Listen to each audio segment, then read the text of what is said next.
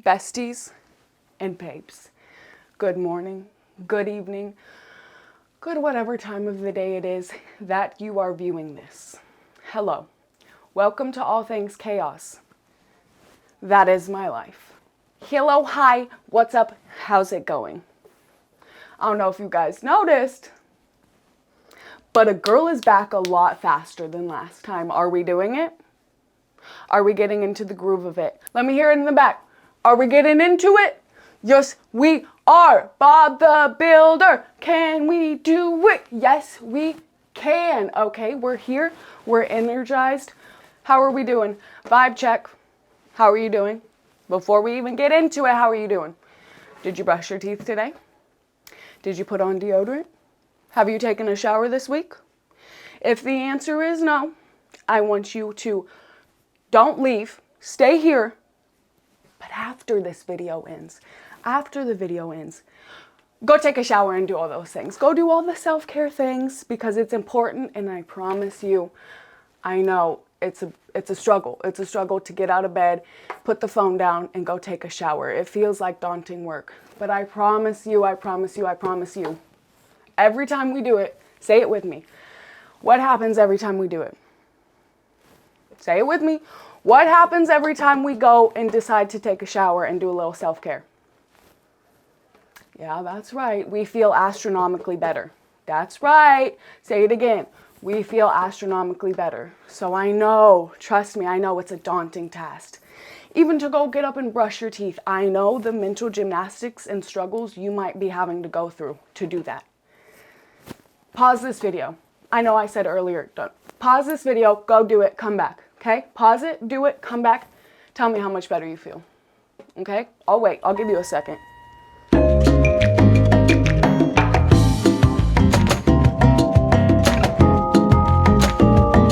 Okay, we did it. Did we do it? Did we do it? Did we do it? Did we do it?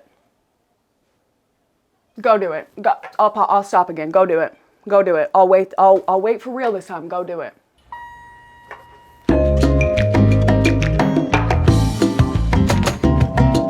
Thank you. That's right. Thank you. How are you feeling? Tell me how you feeling. Better? That's what I thought. That's what I thought. Okay. Now let's get into the nitty gritty. Hi, what's up? Hello, how you doing? Besties, babes, baby girlies, we're doing good. Especially with a fresh, clean mouth, we're doing good. Good, that's what I like to hear. We're feeling a lot better about the course and the direction of where this channel is gonna go. But I don't really think that's what you're here for today. So let me tell you what we're gonna talk about today. Yes, today is another episode of talking about myself until all of my traumas go away. Have they gone away thus far? No. No. But we're only like 10 videos in, so maybe let's keep going and maybe they'll go away. If you saw my last video, it was me opening up about the first time I really ever experienced bullying and how bad it got, and kind of just the story of me the first time I ever really got bullied for the first time as a kid.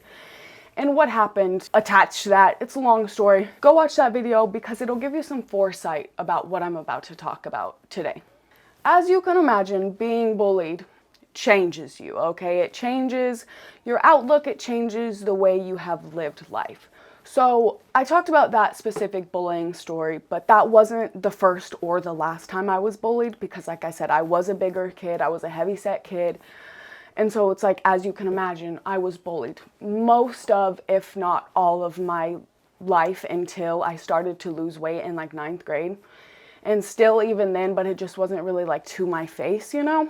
So as you can imagine, being bullied about being a bigger kid and being heavier set drilled in some things into this brain, especially in my formative years. They're very deep-rooted and very deep and very attached to my subconscious, whether I like it or not. So in your formative years, when you have people telling you things like, when you get on and off the swing set, you shake the entire metal swing set, or have a girl post a Facebook post about you saying, you would bet money I can't see my own toes. And I'm like, not even 10 years old yet. You could imagine that some of those things stuck, whether I wanted them to or not. Some of those things got drilled in my psyche that are still there today. Albeit I am working on them and I am trying to get past them, but that doesn't mean the body dysmorphia didn't follow and didn't stay, okay? So let's get into it. That's just a little preamble. Like I like to say, let me get my thoughts together. Roll the intro music. We'll see you back in a second.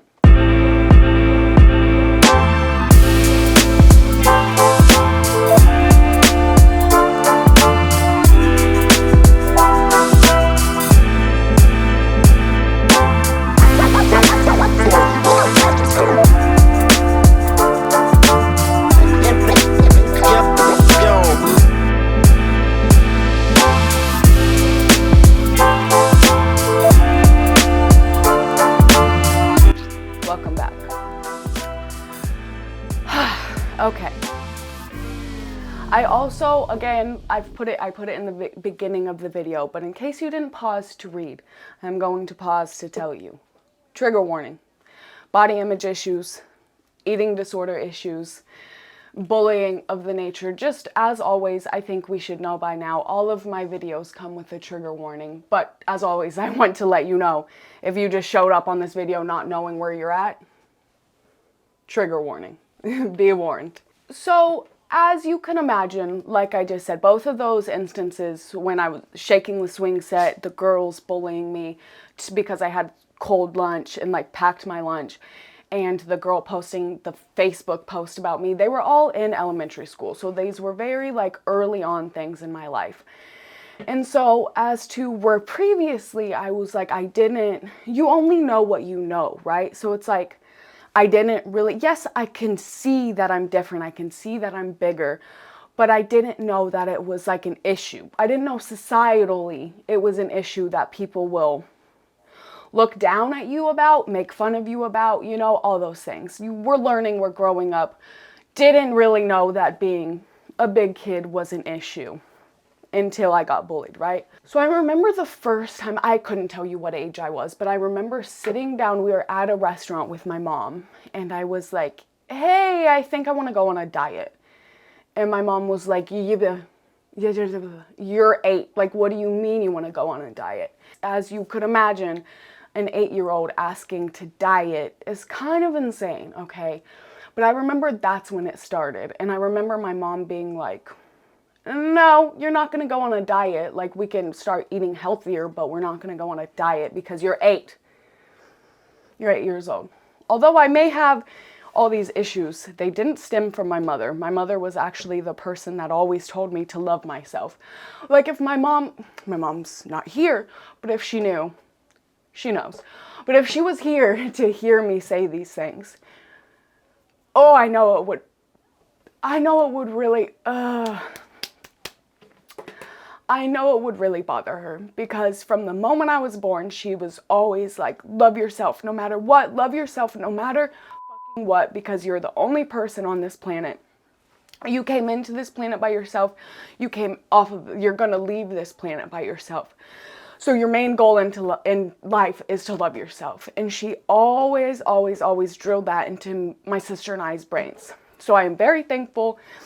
And I have that in the back of my brain, and it's almost like a contradiction. I'm like, I know my mom drilled it into me since such a young age that I shouldn't care. I should love myself fully. Every curve, every stretch mark, every cellulite mark, I should love it. But those kids messed me up. Those kids messed me up, as I'm sure a lot of you watching this have.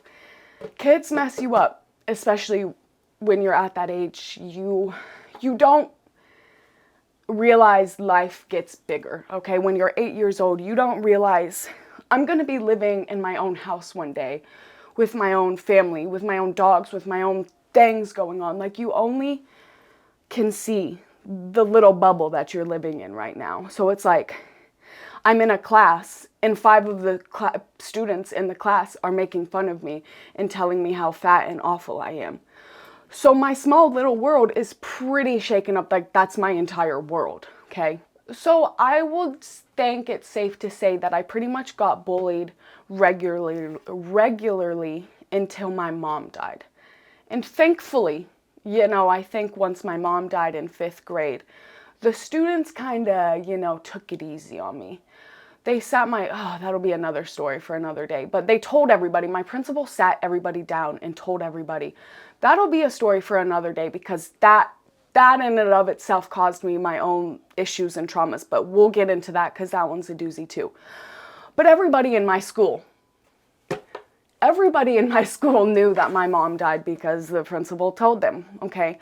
So I think they kind of were like, ooh, girl's mom just died. Maybe let's lay off a little bit. So things actually kind of, I said 5th grade. It was 6th grade. It was definitely 6th grade. But things kind of eased up for a bit, you know? Definitely eased up. Was chilling, you know? Great. Gravy, Gucci, Coochie, Copy. I'm not getting bullied, but my mom's dead, okay? Fast forward to middle school. Dad had already passed away. I'm starting to get older. Now, 8th grade is definitely around the time where you start to be noticing of other people. For me, I was like, oh, this is the first time I'm like actually noticing boys. And I'm like, oh, whoa, this is different. Y'all are kind of cute. I kind of maybe want to kiss you on the mouth a little bit. Just a little bit though, just a little bit, you know.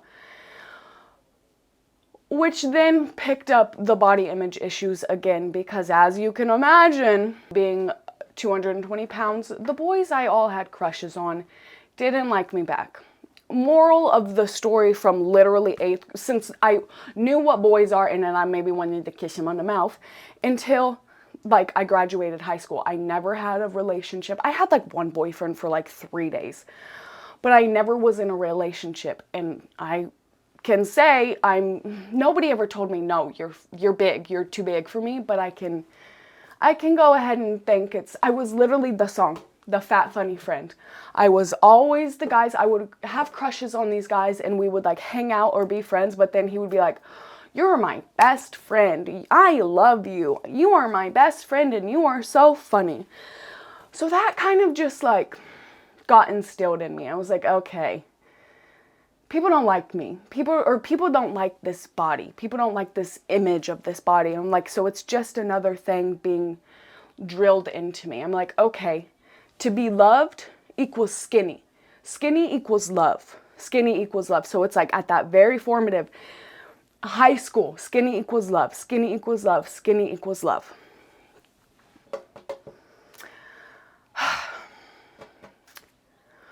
What I'm going to say next, I have told one person in my life. I have kept this a secret because I am ashamed. I regret it. I hid it for a long time. I don't struggle with it anymore, but I've never told anybody. I've told one person. And this is a thing I struggled with for years. So to preface, of course, I was saying around like 9th grade, that's when it was like, okay, I really do want to start losing weight. Like I'm in high school, like I just said, skinny equals love, skinny equals love, skinny equals love. I want to start doing something about it. So I remember I would take my dogs. I had Kona and Bailey, and I would take my dogs, and I lived by this trail. And I would walk them every day, like miles around this trail. And I started eating healthy. And this was also around the time where the first time I ever did a weight loss pill. Like I remember it was Plexus? I don't know, but I literally had to order it from like a Cincy style, like girl. It's probably so bad for you, but I was in 9th grade. I remember these girls I worked with. I worked at a breakfast restaurant, and these girls I worked with started talking about it. And I was like, oh, let me get that. Let me try it. And it was like this drink you would drink, and then you would take the pills. And that was the first time I was like, started dabbling in like weight loss pills. Newsflash, Let me tell you something before you even go try to pull up a website. They don't work. Whatever they're promising you, it's sawdust, baby girl. Like, it's essentially sawdust, but I wasn't ninth grade. I wasn't smart enough to like do research, okay? And I also grew up in the era of like Ali One, those little pills you would buy from the grocery store, or like your parents would buy from the grocery store, and like Weight Watchers commercials all over the commercials. So it was like very much in that era, that time period where like these weight loss pills were so prevalent and so heavily pushed in our society. And I was like, yeah, I want to do that. But like I said, it didn't work. But around this time, I started to actually work on myself. I started to eat healthy.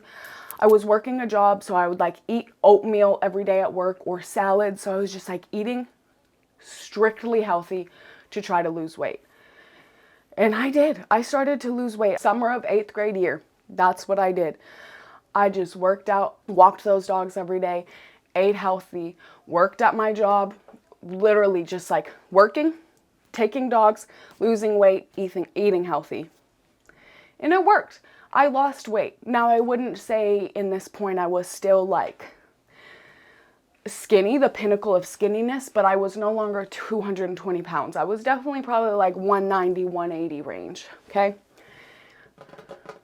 Now, remember when I brought up the thing I didn't want to talk about? That's where we're going to go now. I remember it vividly. I'm not going to say who it was because I don't want the people that know me watching this video to ever think it was their fault. But I was at somebody's house, and it was a friend of a friend. I think it was actually like a cousin of a friend. And she was just, I don't even think she was talking to me. She was just talking. And she started to say how she was a model when she was younger, and how she really struggled with bulimia. I vividly remember in this conversation, she said, I would even eat a cracker and I would go throw it up. And I don't think it was probably a week later that I went and started throwing up. I would start binging and purging because I was so scared. I had already lost a lot of weight, but I was so scared. Like, I didn't lose the weight being bulimic. I lost the weight doing it healthy. But I was so scared of gaining any weight back that I would throw up everything that I would eat. Now, I really was conflicted coming here and being like, should I be open about this? Because I very much know my story. I didn't ever know that was an option. I didn't ever think that was something that like I could do or I would do until I heard it come out of somebody's mouth. So I was sitting down and I was like, should I open up about it? Because you're also going to talk about you never did it until you heard somebody say it, right? But then I told myself, I want to sit here and I want to tell you like all the negative aspects, because she didn't really sit down and tell me everything that happened that was negative. She didn't tell me the negative aspects of it. So I want to sit here and tell you the negative, the way it didn't do anything for me, the way it completely destroyed my relationship with food. It probably completely destroyed my metabolism. It completely destroyed my teeth. It completely destroyed everything. So yes, I'm sitting here being like, I didn't do it until I heard somebody talk about doing it. But I also know in this day and age that there are people that are probably struggling with it, and there are probably people that are going to see this video that are struggling with it. I want someone such as yourself, if you're struggling with this, I want you to hear it from somebody that is on the other side and that has come through it and has stopped. And I want you to hear the negative aspects and how much it changed things, my relationship with food, my metabolism, health issues, my teeth. There are so many negative outcomes that I've experienced that I can pass on to you and tell you, yes, you may think it's the move, you may think it's the way to go, but it's not. And it's actually hindering you more than it is helping you. With that being said, I'm going to now talk about my experiences even though I don't want to. Yeah, this is really hard for me. Like I said, I have told one person, literally one person in my life ever. The closest people in my life don't even know about this. For that, I'm sorry. Like everything, there's definitely ebbs and flows and roller coasters of it. So it wouldn't always be like an everyday, every week thing. I would go through periods where I would be like, okay, I'm just not going to do it. But then I would go through periods where I would quote unquote relapse and start going through it and doing it a lot again. In this time period of my life, sadly, and it's hard to say last until my early 20s, definitely, I will say that I have not struggled with it. I have not even done it in years. It's been probably over 3 to 4 years at this point. But it did take me a long time to get over it. And like I said, the ebbs and the flows, there were time periods in my life where I didn't do it. And there were time periods where I really did do it and lean into it. I don't want it to seem like I'm romanticizing eating disorders. There was nothing good about it. It was disgusting. It was gross. It made me feel awful about myself. Like I said, I haven't even talked. I've told one person. And so there's very clearly a lot of shame attached to it. And I thought maybe bringing it out, maybe talking about it more would release some shame for myself and potentially others to know, like, again, you're not alone. There are people struggling with this, but there are other sides on the outside. Like I said, I did not lose a pound. I literally just maintained. Like, I wouldn't gain any weight, but I wasn't losing any weight. Like, it's not a losing weight technique, that's for sure. It literally destroyed the enamel in my teeth, and you can't get enamel back. And I don't, like, my teeth are fine. I don't want veneers, so it's like something I have to basically be reminded about daily, of like what I did to now have my fucked up teeth, fucked up enamel in my teeth. And that's probably the biggest thing I regret. I have beautiful teeth. They are straight, they're beautiful. I was blessed. But a girl destroyed the enamel in them. So, not a fun thing. It wrecked my metabolism. I was trying to make my metabolism be better. No, it wrecked my metabolism to the point where I would, if I would stop binging and purging, I would literally eat a bite of pizza and gain weight because I was like literally not ingesting anything. My body had like 5 minutes to absorb any amount of nutrients, and then I would purge it all up. So I would eat literally a bite of a pizza and I would gain weight. And so it made me fluctuate so bad. I would lose weight because I would be healthy and I would be eating healthy and not doing it, not binging and purging, and then I would get back into it, and basically it would just make me gain weight in a weird, convoluted way. And it wasn't until I literally sat myself down. Like I said, I'm a very big component of, not a big component, I've just always been I'm gonna do it, I'm gonna figure it out, I'm gonna do it myself. I don't want to talk to anybody about it. I'm Miss Independent, okay? I'm Miss Independent. I'm going to figure it out. I'm going to do it myself. So I basically sat down and was like, this isn't healthy. This is not, the longevity of this is not good. You're destroying your teeth. I know you're probably destroying the line of your esophagus. You just have got to figure it out. So it wasn't until this point where I then started going to the gym. I started eating healthy, made actual lifestyle changes, that the weight actually started to come off and stay off. And I haven't fluctuated nearly as bad as I have since I was in that stage. I would go to like really skinny in like some months and then right back to like gaining 20 pounds, like virtually overnight. That's just how bad it wrecked my metabolism. And it's taken me probably like I said, the 3 to 4 years to get me to this point where my metabolism is back on track. I can eat a piece of pizza and it doesn't make me balloon. So take that as my word. It's not good.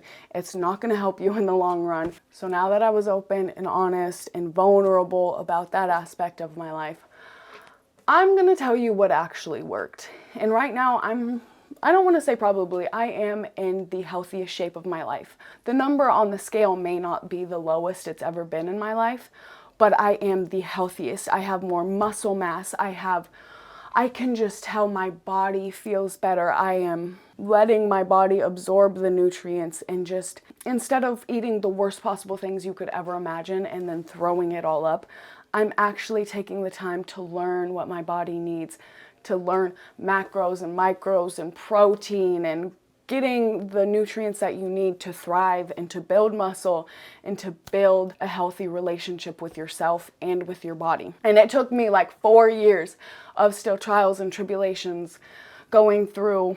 Of course, once you kind of have one eating disorder, it kind of just like, your relationship with food is not good.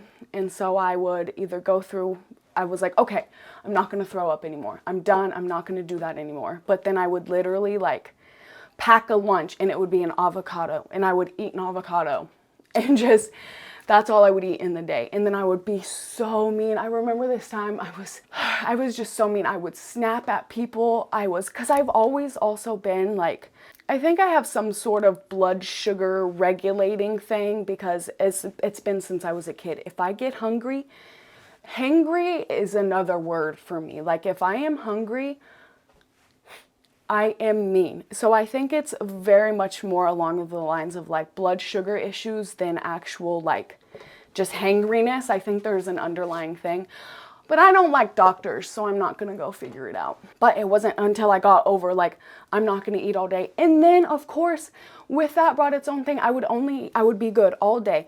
I would eat an avocado and that's it. And then I would get home at 10 p.m. and just eat and eat meat and eat probably like 3,000 calories worth of food all in like one sitting, and then go to bed. So that in and of itself would make me gain weight. I would be like, okay, I'm eating healthy all day. 9 p.m. hits, I'm ingesting 3,000 calories and then going to bed. While I was going through this, my relationship with food was at the worst it had ever been. So yes, I stopped binging and purging, but then it just like another one came about, and it was like my relationship with food was awful. I wouldn't allow myself to eat certain things. I would restrict myself to essentially like probably 500 calories a day. I was eating nothing, and then binging at night and just going to bed, ballooning up, not good for me. It probably wasn't even into the last couple years where I actually sat down and did start to have a healthier relationship with food.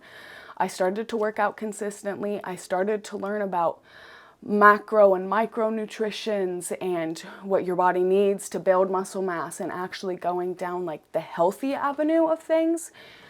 Because for so long, I've always just like I said, I picked up I picked up weight loss pills at 16. So I had never been taught that like, you've got to do a lifestyle change. I always wanted that quick fix. I wanted the pill. I wanted to throw up and it go away. I wanted to not eat and just my weight would shed off. And it wasn't until I realized by many lessons and trials and tribulations that the only way that it's actually going to work is if you love yourself, you love your body, you figure out what your body needs, and you nourish your body, okay? Took me so long to get to that point. And I still struggle. Like I'm not gonna sit here and pretend that I'm like, oh, I'm the pinnacle, I'm so happy. No, I still pick apart my body. Don't get me wrong. Like I said, those body image issues, body dysmorphia, it is ingrained in me since I was a child. So I am still very much struggling with my body. I will look myself in the mirror and still think I'm that 220-pound child. But I know that my body is getting nutrients. I feel healthier. I know that I'm getting protein. I know that I'm getting at least 2,000 calories, or a little bit more, a day. And I'm nourishing my body. I'm giving her what she needs, and I'm not depriving her of what she needs, because, like I said, listen to me. I tried all of it. I did it. I did all those things. They didn't work. They made me fluctuate so bad. They would make me balloon. I would get really skinny doing whatever I was doing, probably things I wasn't supposed to be doing. And then I would balloon again. And it was always just like, lose 20 pounds, gain 20 pounds, lose 20 pounds, gain 20 pounds. And it's been like 2 to 3 years and I've maintained this pretty steady weight. Am I at my goal yet? No, because I'm still working and I'm still trying. But I am here to tell you that all those quick fixes, they're not going to work. Take it from me. Take it from the girl who binged and purged. Take it from the girl who ate an avocado a day. Take it from the girl who tried everything, the weight loss pills at 16, water diets, everything. It doesn't work. It's a lifestyle change. But more importantly than it is a lifestyle change, it's a change of a mindset with you and yourself. Nothing changed until I started being nicer to myself and giving myself grace and ease. And it would just create the cycle in my head. Eat the avocado, go to bed, eat 3,000 calories at night, and I would wake up and be so mean to myself. I would pick myself apart. I would be like, why would you do that? You know you have goals. Why can't you just listen to yourself? Why can't you do better? And it would be like an everyday thing. I would do good during the day because I had just spent all morning yelling at myself. And I would be like, oh, you're too fat, you can't eat. You're too fat, you can't eat. And then it would finally break where I'd be like, I just have to eat. I'm so sad, I'm so hungry, I have to eat it all. Beat myself up. So it was literally a cycle. I would be so mean to myself that I would be like, oh no, where I wanted to eat and comfort eat again because I was being so mean to myself. And I'd be like, well, I'm just gonna eat because I'm a piece of shit anyway. That's what I'm telling myself. I'm just a piece of shit anyway, so I'm just gonna eat. It doesn't matter. Wake up. Be mad at myself. Why did you do that? You know better. You could have done better. You could have just not eaten. Why'd you do that? There again. Eat. Oh, so mad, so bad. It was just an ongoing circle and it was so exhausting. And it was in these time periods where I felt like there was no out. I didn't see an out. I was like, I am going to be living like this for the rest of my life. I am never going to lose any weight. I am always going to hate myself. I'm always going to hate my body. I'm always going to hate her. But I did. It took me years and trials and tribulations and working out and thinking that these things were the answer. And newsflash, they never were the answer. They never worked. I would do it, lose some pounds. 5 days later, gain it all back as soon as I stopped. So if you want the advice from some girl on the internet telling her life story in hopes of helping people, this is what I'm going to tell you. It is about getting into that part inside of yourself that has that negative relationship with whether it be yourself, food, love, whatever it be. Getting to that negative aspect and tending to it. Watering it, giving it room to grow. I would pick myself apart, would tell myself how awful I was, would rub my hands over every part of my body to see if I could feel any change within myself. It wasn't until I stopped doing those things and told myself, I love you, you're beautiful, sat in front of the mirror, and even though it may have been hard some days, looked myself in the mirror and been like, you're beautiful, you're loved, you're perfect, you're everything you need to be. And slowly, slowly, slowly changing those neural pathways in your brain instead of the first ways to go is negative self-talk, negative self-doubt, all of these things. To little by little, turn the wheel a little bit. Be like, I hate you, no, I love you. I love you. You see the negative thoughts coming on and you stop it. You grab it. You acknowledge that it's there, but you stop it and you say, no, actually, I'm not all of those things that my brain are telling me.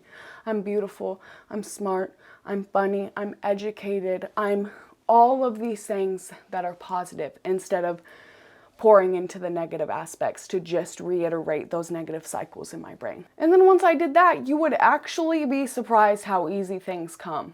Once you start loving yourself, started a whole domino effect of things I didn't even expect. Once you start loving yourself and pouring into yourself and treating yourself properly, you don't allow other people to treat you negatively or poorly anymore.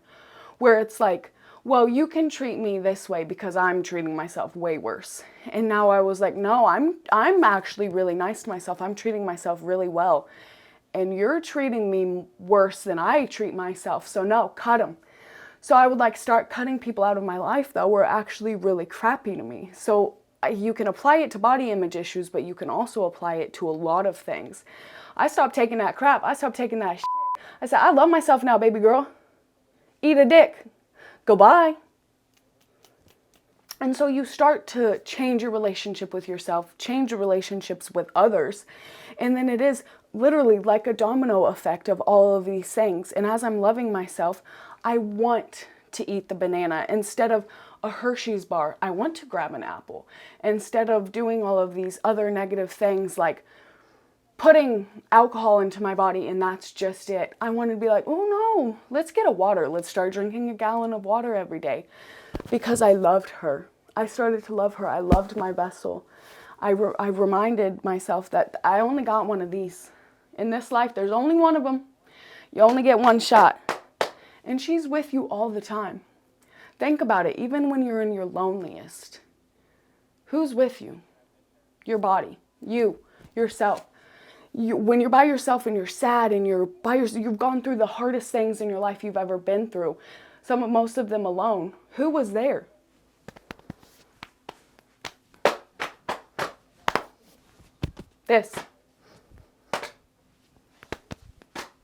This vessel, this body, she was who was there for me.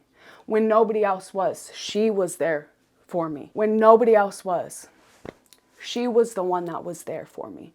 So I no longer felt right being mean to her. I no longer felt right being bad to her because she is so good to me. She's carried me through every obstacle in life. She wakes up. I don't have to tell her to start walking. She just does it. She supports me, she carries me, she loves me, and she supports me without question. So why don't I do the same back to her? And it's almost like you have to understand that separation. Your brain is not your body. Your brain is not this vessel. Separate it and understand. She deserves love. She deserves growth. She deserves watering of the flowers. And everything will change. I promise you, everything will change. I don't even know if this story made sense. I don't even know if I talked in sequential order. I just know that this is a very hard subject for me to talk about. And that's probably why I rambled, jumped, cut, did a lot of things. So for that, forgive me. I think I am going to draw the video to a close because I am emotionally overwhelmed and emotionally just kind of empty. Not empty, I'm just like, I really don't got a lot left to give right now. So stay tuned, there's probably going to be a part 2. As all my videos, there's probably going to be a part 2 because we've got to reiterate some things. We've got to talk more about some things, clear up some things, add some things. So stay tuned, as always, for that part 2. This is my favorite part of the video, where we talk about you, where we tell you that I'm proud of you, that I'm so glad you're here, that I'm happy that you're here, that I'm happy you're even willing to try to do better, to listen to me and my trials and my tribulations of something that I've gone through in hopes to maybe apply it to yourself. So I'm proud of you. I'm so happy you're here. I hope you keep coming back because I've got a lot more to ramble on about. If you haven't learned yet, a girl's a rambler. And I've got a lot more rambles up here. I've got a lot more stories. Got a lot more tips and tricks in the back pocket, okay? I'm gonna say it again. I'm proud of you. I love you. I hope you are doing amazing. I hope you have an amazing day, an amazing week, an amazing month, an amazing year. And I will see you next time. Until we're back in our safe space again, besties. I bid you adieu. I bid you farewell. See ya.